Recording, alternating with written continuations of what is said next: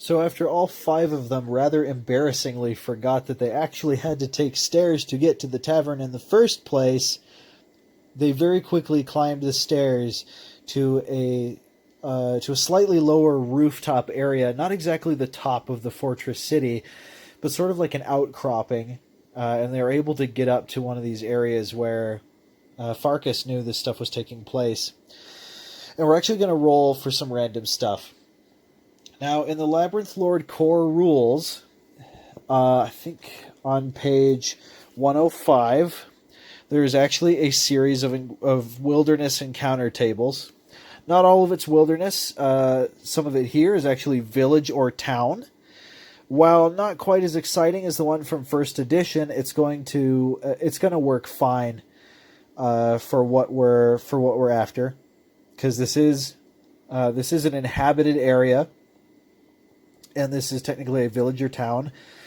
So that's what we're going to do. We're going to roll a d20, and we're going to see what sorts of things are here, and then we can think up a reason why it would be here. So here we go. Let's roll our d20. We've rolled a 20, and we've just rolled zombie. We're being attacked by zombies, or rather, this place is being attacked by zombies. Now, if you recall earlier, we were talking about the cult. I'd hate for everything to lead back to the cult all the time. But last time we talked about the Enlightened Void being a group of Orcus worshippers. And Orcus is the demon prince of the undead. I'm not saying these two events are related. I'm just saying it's a lot of coincidence. So let's take a look at the zombie entry in the Labyrinth Lord book, and let's roll up an encounter here. And I will be right back after we do that. Never mind. Just so you guys don't think I'm making up stuff on the fly, we're actually going to roll for it on camera. It says that 2d4 or 4d6 zombies appear. I don't think this is a 4d6 situation. These guys are tougher. They've got 2 hit die and an armor class of 8. And these guys do a d8 worth of damage. It's a very dangerous situation. So let's roll our 2d4 and see how many zombies show up. Hopefully we've got some kind of chance here. 2d4. That's 5 zombies. Okay, so we've got... Let's put one there. Actually, do these rules have, like... You know what? In first edition AD&D, they have a rule for rolling distance when you first encounter something, and I'm wondering if that's a thing here. I'm looking at when we first get there, or when we first get into an encounter. Play sequence, monsters encountered, monsters and surprise. This starts on page... Well, this particular thing starts on page, like, 49 to 50. And I'm not seeing any kind of, like, distance. You know what? Let's roll distance anyway. On like a D... Let's see. What is this? They're, like, attacking this place. So from us, or from the stairs, that's going to be 1, 2, 3, 4, 5, 6, 7, 8, 9, 10, 11. Let's, like, roll a D10. And we can see where these guys are. So there's 5 of them. So let's take our D10. Go from the stairs. We've got 5. That's 1, 2, 3, 4, 5. One of them is just right here. Another one. 7, 6, 7. Another one's right here. Let's put one over here, like he's doing he's attacking the greenhouse. That's 3 from the stairs. That's 1, 2, 3. So he's... Where's my zombies? Here they are. He's like right here. He's trying to bust down some stuff. They're zombies. They're not terribly competent. Next one, we've got 8. So one more away than this guy. Where is he at? Here we go. Let's put this guy here. He's stomping on all the stuff. And one last zombie 6. Alright, so let's put this zombie. 1, 2, 3, 4, 5, 6. Let's put him right here. So we got 5 of these guys. So let's roll for some surprise, because obviously we're going to be attacking these guys. We didn't expect zombies, and the zombies, I mean, they're not expecting anything. They're zombies. So let's get to some combat here. Here we go. Monsters and surprise. So on a 1 or a 2 means the side is surprise. So that's what we're going to do. We're going to roll as if rolling initiative. So the red is us, the blue is them. Let's see who's surprised. We're surprised. We weren't expecting that. Oh boy. These guys do D8 damage. Is this it for the horrible 4? Oh boy. Okay, well they get a whole round ahead of us. See, these are a 2-hit die monster. So these guys hit with... let's check out the 2 hits. Monsters. Okay, these guys have a Thaco of 18. It's getting risky. So subtract our armor class from theirs. Or from their Thaco. That's what they got to roll to hit us. Okay, so the zombies, they're not terribly fast. They can move 4 spaces, so, but I mean, that almost all of them can get to us. So they get a free round ahead of us because we're surprised, and they're not. So that means this zombie is going to immediately move forward and hit our hit our Death Knight. Oh, Galabrade. Okay, so these guys... Okay. They have 1, so weapons. These guys are carrying, like, scraps of rusted metal and, like, some tools from around here. And here we go. So, from 18, Galabrade's armor class was fairly good. It was. I speak as though he's already dead. His armor class is 5. They got to roll a 13 or better. So here we go. Zombie to hit Galabrade. And that's an 18. So he hit. Galabrade has 15 hit points. Oh boy, buddy. What are you doing? 8. He maxed out the 10. What's happening?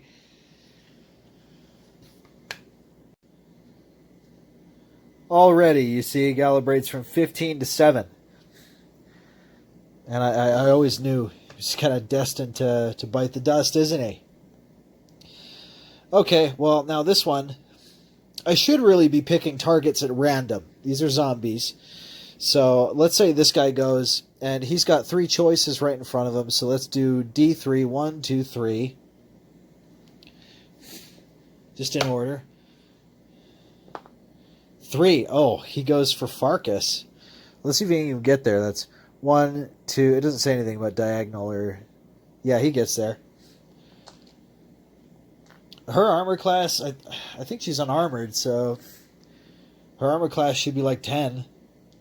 So, 10 from 18. It's got to roll an 8 or higher. It rolls a 4.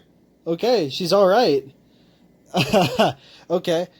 So this guy's got a choice of 2 targets. So evens and odds. Evens being Sig. 5. He's going for Galabrade. Galabrade, you're having a terrible day, buddy. Once again,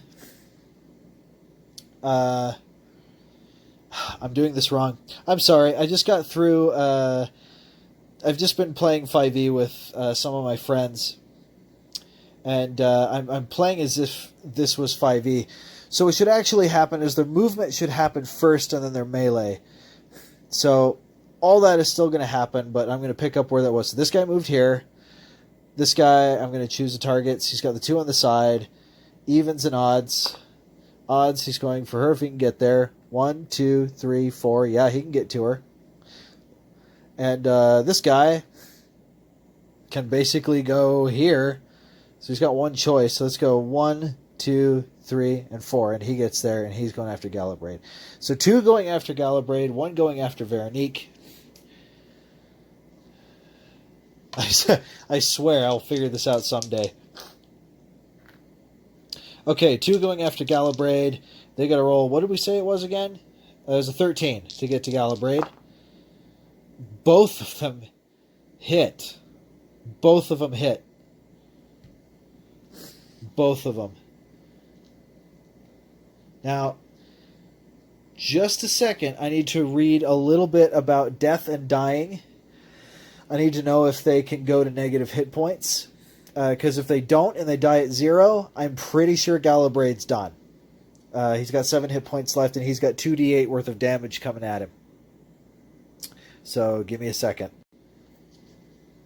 And I quote, page 54 of the Labyrinth Lord core rulebook. Damage dealt is subtracted from the character's hit points for all characters and nearly all monsters. When hit points reach 0 or fewer, the individual dies. So if Galabraid hits 0, he's done. For good. He's dead. Galabraid just took 11 damage. Galabraid's done. Poor guy. He falls back dramatically into Veronique. Not really. Ugh. And he's gone. I knew that would happen. I knew in my guts Galabraid would be the first one to go down. So now Veronique is getting attacked. Veronique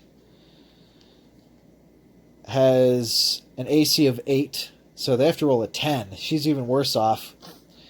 She's got an AC of 8, and she's got 10 hit points. Okay, it didn't hit her. 1 shy. Rolled a 7. Oh boy. That's it for them. So now we can roll initiative. So stating intent. Oh man. Lorca's stated intent is he is going to dash over here and start intoning summon skeletons. We need help, and we need it now because we just lost Galabraid. Sig, he's going to fly into a frenzy, and he's going to start attacking these guys in front of him. Veronique is shocked, but she draws her bastard sword and starts attacking that one. And I need to roll some kind of morale for her. We don't control her. She was just showing us something she needed us to do. So we're going to see if she runs for it. And we're actually going to do that right now. So how morale works should be in combat somewhere. There's chases there. Morale checks is an optional rule, but we're going to do it. Now, this is page 56. Monsters have a listing for morale, which represents how likely they are to fight or flee when in an encounter. Morale is rated from 2 to 12. So that means she's got a morale rating of 2d6. So let's give her a morale rating really quick here. She has a 4 morale. A score of 2 indicates the monster never fights. A score of 12 indicates the monster will fight until killed. The Labyrinth Lord makes a morale check under 2 conditions. When one side of the encounter has lost a member due to death, and that's what it is, we roll 2d6. If it's higher than the morale of the monster will attempt a full retreat or a fighting retreat. She's going to attempt a full retreat and running down the stairs if she fails. She's got a morale of 4. I really doubt she's going to stick around. And we just absolutely... Her plan is she is going to run for the hills. So let's do some initiative here. The zombies are going to continue to press their attack. So here we go. 5. We're going first. So let me just get my... I've got my 3x5 card here that helps remind me the order of combat. You figure for a guy who's a big fan of the OSR, I'd remember stuff like this. But, you know, when you play different games a lot, sometimes it'll slip your mind. So the first thing that happens is movement. Now, I haven't seen any rules that have to do with attacks of opportunity, so I'm just not going to do that. Lorkay is going to move his whole speed. And he's going to go... What's his speed again? I'm pretty sure it's like 1, 2, 3, 4, and 5. He's moving over here, and he's going to start intoning his spell. Sig and Veronique are going to engage. So, first of all, Sig, he goes, "You kill friend!" And then he's going to hit this guy right in front of him. Where's his stuff? Sig. Okay. And the armor class of a zombie is 8. Sig's Thaco is 19. So he has to roll... Yeah, still 19. He's got to roll an 11 or higher, which he hits an 11. So that's his D6 club. 1 damage. Oh, yeah, we got to roll hit dice for these guys. These guys have 2 hit dice, so that's 2d8. These guys have 9 hit points per. And he just hit him for 1 damage. You're going to have to do better than that, Sig. Maybe you should pick up his bastard sword next round. In fact, I think he is going to do that. And I've gone out of order again. Magic happens before. So, once again, the skeleton spell. 7 skeletons is 3d4 skeletons in 2d4 rounds. I'm going to check one more time just to be sure. With the amount I cast this spell, you figured I'd remember this. But not so. But it is a really cool spell, and I like it a lot. 3d4 skeletons in 1d4 rounds. I almost screwed us. So his spell actually goes off before he hits. Sorry, I'm very frazzled. I just lost my Death Knight. Poor Galabraid. You literally were useless, but you have a cool mini. So we're going to summon 8 skeletons in 2 rounds. Okay, well that's lucky for us. That's that's Lorkay's round counter. And he has targeted the spell right here. So they're going to pop up and come in. And I don't know if flanking is a thing here, but... Okay, so that spell went off. That guy took a damage from Sig. And Veronique is going to get in there with her own bastard sword. She's going to roll an 11 or higher. And she rolls a 12. Cool. 2d4 damage. On that guy, she rolls 7. So that guy is 2. She hits hard. That's great. And she's going to attempt a full retreat. And the zombie is he's probably too slow. So she books it back down the stairs. And she's gone. As quickly as she entered the scenario, she left. Okay, well, we're gonna fight until we are sure that we're gonna lose, and yeah, let's give it a try. Okay, so it's their turn now. This zombie turns and attacks Veronique. What's he gonna roll again? He's gonna roll her armor class is 8. He's got to roll a 10, which he immediately does. He rolls 20. She takes d8 damage. She takes 4. Veronique down from 10 to 6. Not looking good. This guy is going to have to move up, but it's too late. I forgot the movement phase, so we're just going to move on. These two are attacking Sig. Their Thaco's 18. Sig's armor class is 3, so they get to roll a 15 or higher.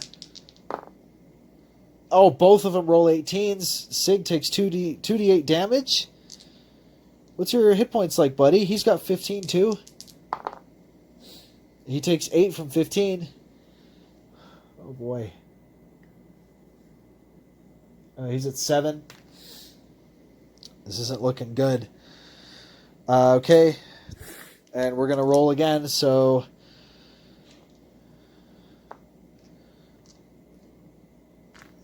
Lorkay only prepared each spell once, and his inflict wounds of my house rule is kind of, that's useless against undead. That's going to heal stuff, so I guess engage with a dagger? I don't know. Veronique is starting to think about running. She's starting to think. But we'll give her another round of combat. Actually, you know what? Let's leave it up to the oracles. Does Veronique give the order to flee? 4. Yeah, but... But what? An event. Let's do a plot twist. 1. An NPC appears. What? She gives the order to retreat, but an NPC appears. Hang on a second. We're gonna generate some stuff here. Okay, using the random tavern patrons on page 150 of the Advanced Edition companion, we're gonna generate who shows up. This is somebody who I think heard the commotion and has come to help. So we're gonna roll the race on a d20. A 13. This is a human. This is a human fighter. This is a female human fighter. She's come to help us. Let's see. I got a really sweet mini for this, actually. It's over here somewhere. Here she is. Let's use this one. This is the one that turned into a cultist last time. So she appears. Is she our strength? There's actually a way to find out. Yeah, here we go. We're going to use some... we're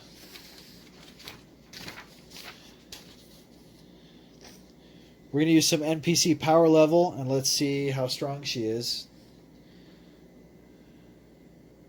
We're level 2, and we're rolling a D100 to determine power level. So let's do that. 92. She's slightly stronger than us. I'm going to say she's like... how many levels higher than us is she? Let's give that a D3.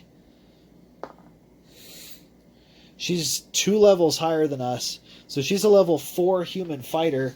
So that's going to be the level she's operating at. What a relief. I think, maybe. Let's see what happens.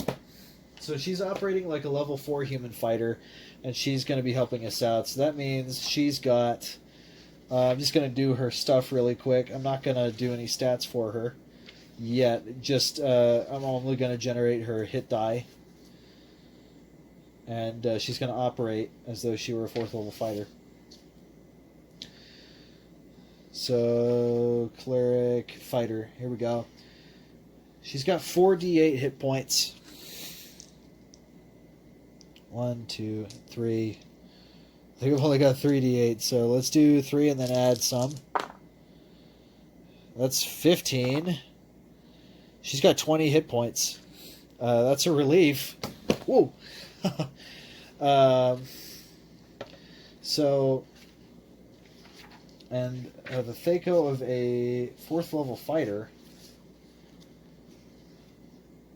I gotta look that up really quick. Okay, here we go. Page 60. 4th level fighter. Her Thaco is 17, so that's good. And I'm gonna say she's got like a D8 longsword just for speed. So she's got 20 hit points. D8 longsword with Thaco 17. Has Veronique still given the order to retreat? I think she has. This person's showed up. Let's see. So what happens? Do we still end up retreating? No. Probably because she's blocking the doorway when she comes up. So we're going to continue. We'll roll our next round of initiative, and she'll kind of operate on our side. So let's do that. Yep, so Lorkay, I think Lorkay is going to kind of hold his ground. He knows the zombies are tough, and he's not going to engage. He's going to wait till the skeletons show up. Sig is going to keep bashing that guy. Veronique is going to do... I think she's going to hold her ground, and she's going to move up and attack with us. So here we go. We're not going to do simultaneous initiative. We go first. That's a 6 against a 3. So movement first. Veronique is going to move back and use her crossbow. This new lady is going to move here and help fight. Lorkay staying here. This ticks down to 1, so we have one more round after this one. So let's execute that really fast. So we got movement, missiles. Okay, so that's the attack with her crossbow. Veronique's light crossbow does d6 damage. And she's got to roll an 11 or higher, which she gets. D6. 3. She finishes off that guy. He only had 2 hit points left. So that's a dead zombie. Magic. That ticked down. Now melee, she's going to attack this zombie, this new fighter lady. And she has a Thaco of 17, so she's going to hit on a 9, which she gets, and that's a d8 damage. She does 3 damage to that zombie.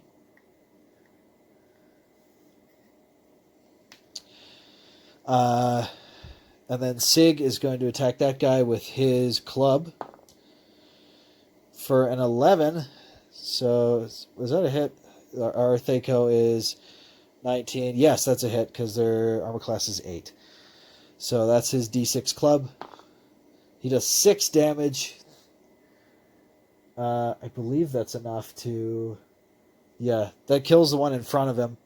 No, because he only did 1 damage to it before, and these guys have 9. So this guy's at... I can do math. He's at 3. Okay. Still not doing a ton of damage there, Sig. Maybe you should pick up his sword if we even continue. The loss of Galabrade might actually cause these guys to leave. We'll see what happens. So now it's these guys. The zombies are going to move up to whoever either attacked them last or is closest. So that's what we're looking at there. This zombie is going to attack her. She's probably wearing... Oh yeah, her armor. She's probably wearing something like chain, huh? So let's look up really fast and see different armors real fast. See what kind of armor class they give you. She's wearing chainmail. Her armor class is 5 from their Thaco of 18. So they got to roll a 13 or higher to hit her, which he does. Does d8 damage to her. Does 1 damage. So she's at 19 hit points. And, okay, so now this one is attacking Veronique. And he's got to roll a 10. He rolls a 5. That's a failure to hit Veronique. These 2 zombies are attacking Sig. They've got to roll, they got to roll a 15 to hit him, which neither of them do. So we're actually all right for yet another round. And on the magic phase of this next round, the skeletons are going to show up. 10 of them, I think. You rolled 10? We rolled 8. Yeah, 2 2s and a 4. Yeah. So, okay, it's time for the next round. Let's announce our intentions. Lorkay, knowing that his spell's going to go off, is going to move up. His intention is to move up and attack. They're going to keep going on their targets. Veronique's getting a little nervous. Even with the appearance of this new person, we don't know who this is or what her intentions are. So, yeah, that's our plan. Let's roll some initiative. No simultaneous. Okay, we're going first again. So, movement. Lorcae is going to move up. They're staying put. Missiles. No missiles go off here. Magic. This spell goes off. And we get 8 skeletons. 8 skeletons have arrived. I haven't quite looked into when they get to do their thing. So I guess they're going to come in on the next initiative because they missed every phase up to now. So now we're going to get some melee. So let's let Lorcae and his -1 to hit try to hit one of these guys. So his Thaco is 19. All of them's Thaco is 19. Zombie's armor class is 8. And he gets a -1 to hit. So he's got to roll a 12. He's got to roll a 12 to hit this guy. And he rolls an 18. No joke. There it is. He rolled an 18 to hit. His dagger doesn't do a whole. He does d6 -1 damage. He has potential to do. Maybe I should say that like minimum for that is 1. So no matter what, you're always going to be doing 1 at least. So at most 5, at the least 1. He does 2 damage to this zombie. That actually it's enough. Not enough to kill it. It's at 3. So he takes it down to 1 with his little dagger. Sig is going to. Sig's going to attack that one and try and finish it off. So here he goes. That's a 2. That's not going to do anything. Veronique's attacking with her bastard sword. She's going to try and kill that one. That's a 6. That's not enough to hit. Our newcomer, who needs to roll a 9, she's going to attack with her long sword. That's sideways. That's 7. She fails to hit. Oh my gosh. All right, zombies going in. These 2 attacking Sig. They got to roll 15. 1 hits. Sig's at 7. He takes 3. He's down to 5. Sig not feel good. So now this one's going to attack Veronique. He's going to roll a 10. He rolls a 1. Amazing. Veronique's just dipping and dodging. She's too fast. So now this one's going to attack our newcomer, who has the AC of 5. So that's a 13 to hit her. That's a 17. All right. 2 damage. Not a lot. She's getting hit, but not for a lot. I just used the wrong marker. Don't use that on my boogie board. So she's at 17 hit points. Okay, so now we're going to be we're going on to the next initiative here. So, stating our intent, the skeletons intend to close the distance as fast as possible and wreak all kinds of havoc. Let's remove the corpses. So that we know where they can go. Lorcae intends to press the attack with his dagger. Sig is actually going to pick up. He's actually going to pick up Galabraid's bastard sword and start attacking with that because he notices that it has a higher damage die. He's meta like that. Veronique is going to continue to attack. The skeletons appearing have given her some because they've saved us before, so she's feeling pretty confident about the skeletons, and she's going to continue attacking this guy who somehow is not dead yet. So here we go. Okay, we're going first again, a 4 to a 2, so that's encouraging. Let's start with movement. Everybody's staying where they are except for the skeletons who are going to move up. Let me check the skeleton speed really fast. I don't mean to seem pedantic, I just really want to play these out as though as closely as possible to what they really are. So a skeleton can move. They can move. Really? 20 feet. That's 2 spaces. That's not good. Well, okay, we can at least get our front line there. So we'll move everybody 2 spaces, and these guys do d6 per weapon. They have 1 hit die. Each one of these skeletons has 6 hit points. Not bad. So we're gonna go there, there. He's gonna move up as far as he can. The whole front line is just closing,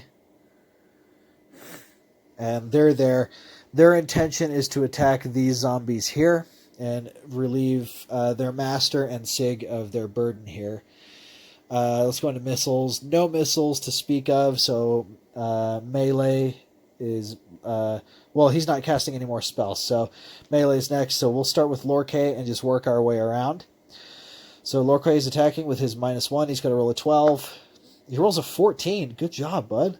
And he's going to attack that one. Does he finish it off? He does. Another kill for the knife-wielding necromancer.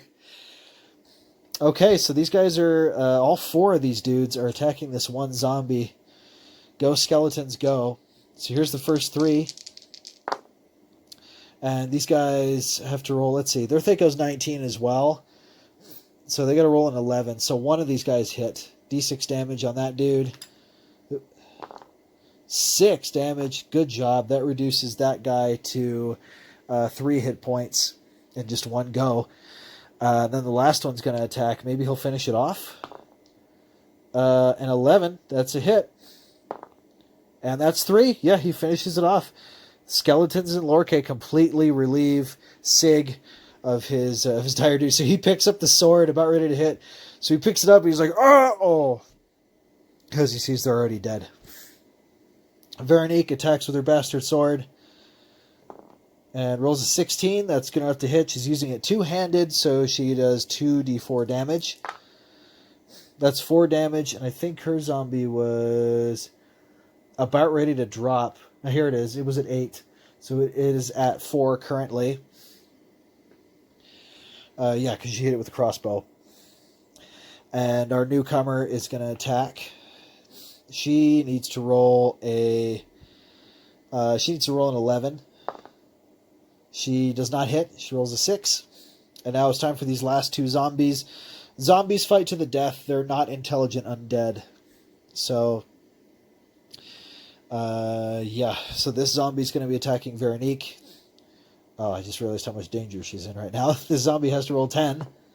16 to hit. Where's Veronique's life here? She's at 6. Oh, no! Oh. We just lost Veronique. There goes the leader. Okay, well... This makes Lorkay very angry. But before anything else happens, let's roll this zombie here attacking the newcomer. Oh man. That shakes me. We can't do the horrible 2. That doesn't make any sense. It has to be 4. Alright, so... It shook me up so bad I gotta do the math again. Their Thaco was 18. Yeah, 13. You gotta roll 13 to hit her, which he rolls a 20. That's D8 damage. 6 damage on her. She is really taking a beating from this one zombie. Come on, lady. Lorkay is not going to retreat. We're on to the next initiative. There's 2 zombies left. Sig is now wielding Galabraid's old sword. And Lorkay kind of turns to his zombies or to his skeletons, points at the zombies and says, "Kill them all!" So that's the plan. The zombies' plan is to, let's see. Let's do some evens odds here. Evens odds. So his plan is he's going to be moving over here. So let's roll our initiative. See what happens here. We win initiative again. This is great. I mean, if we weren't losing people left and right. Oh, man. Both Galabraid and Veronique. What are we going to do without the leader? All right, well, the skeletons are going to move up. This guy moves up here. 1, 1, 2, 1, 2. These three guys all have a shot at him. 1, 2. He's moving over here. And the entire front line is just moving forward slowly but viciously. Forward. Sig turns around and is there. And Lorkay is coming right here to attack with his knife, which is doing shockingly well. No missiles to speak of. No magic, so we're on to melee. So again, let's start with Lorkay. And he's going to attack with his -1. He's going to roll a 12. He does not hit. He rolled an 11. Sig is going to roll against that zombie there. That's sideways. That is a 12. I believe that's enough for him to hit. So he is now wielding Galabraid's Bastard Sword, not his club. So he goes in for 2d8 because he saw how he wielded it. Or 2d8, 2d4, 8 damage. And she had hit that zombie before and they only have 9. So that kills this zombie. Now these... What happened here? These 3 skeletons are going to attack that zombie with their D6 rusty weapons. That one was sideways. Only one of them hit for 6 damage. I can't remember if that guy took any damage before. I don't think he did. So he's from 9 to 3. And that is everybody that can attack. She didn't move, so she can't attack that zombie there. So it's going into the zombie's turn. This zombie's going to continue with its plan and move up on our mysterious stranger. And he's going to attack her. 18, that's a hit. She is getting just destroyed. 8 damage.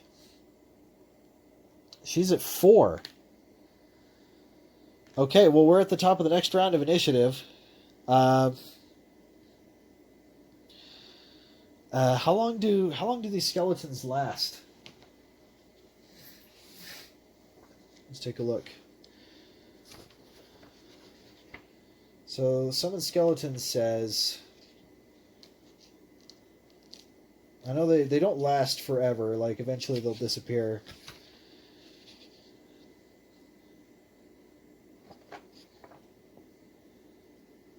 Duration 1 turn per level is level 2. That was 2 turns, I believe, the skeletons have been here. So I've actually been playing this spell wrong. The skeletons at this point crumble to dust. Or something they're like. Unless I've read that wrong. Let me check one more time.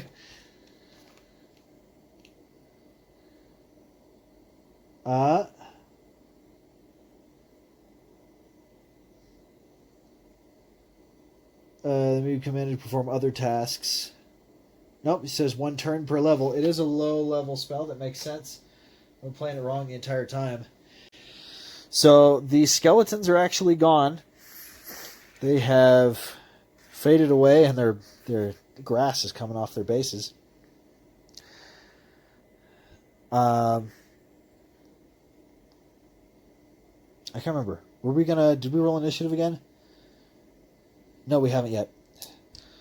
So Sig intends to move over and make room for Lorkay.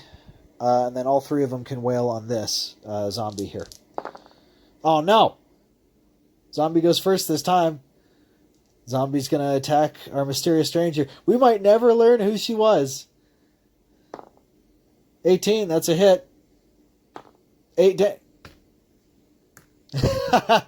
Don't worry, I'll save... Ugh. She's gone. Okay. Well, let's go to our initiative. Movement. No missiles, no magic, all melee. So let's start with Lorkay and his apparently really cool dagger. That's an 8. No. Okay, let's go to Sig. No. Oh boy. Okay, new initiative. Lorkay and Sig just attacking the same target. Okay, we're going first.